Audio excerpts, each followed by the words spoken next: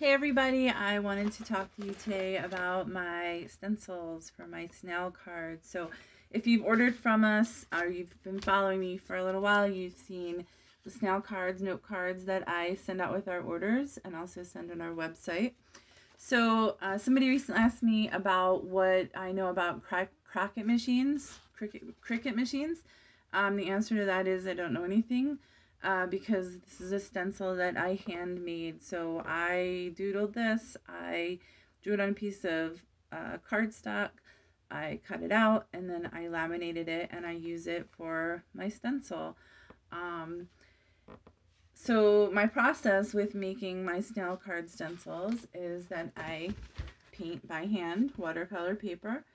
I typically reuse as much paper as possible. So this was a scrap or a messed up painting, I don't know. But I paint it. I use a wax resist technique, and I use an iron, and I use a hair dryer, and paints, and iridescent hues, pigments and stuff, and I wind up with that.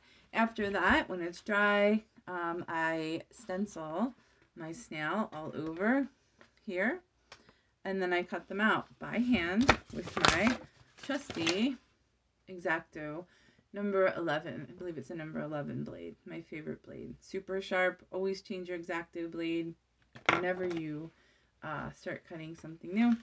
So then I hand cut all of them out.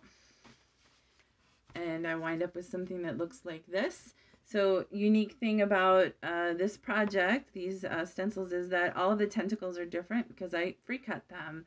Also, I free cut the interior spirals, so no two are alike. After that, I break out the tissue paper and put the tissue paper on the back. And then I glue them to a piece of white paper, as you can see. Then they are ready to go to be cut out and placed on cards and soon sketchbooks. On these sketchbooks, which will soon be in our shop, I also adorn them with my handmade paper.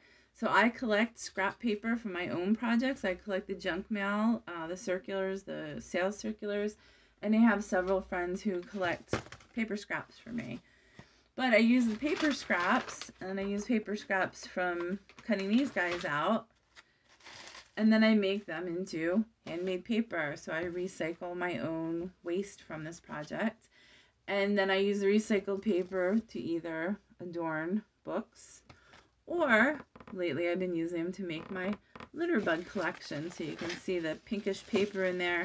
These are made directly from the last batch of scraps that look like this. Doesn't matter what color the scraps are. It doesn't matter what color the paper is because the litter bugs are all painted.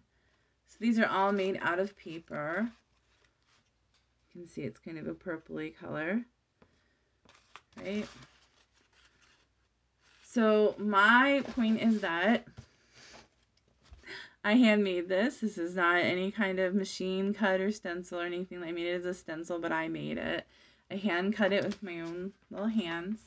And then I reduce and reuse and recycle as much as possible by taking my scraps and my papers and making them into other paper.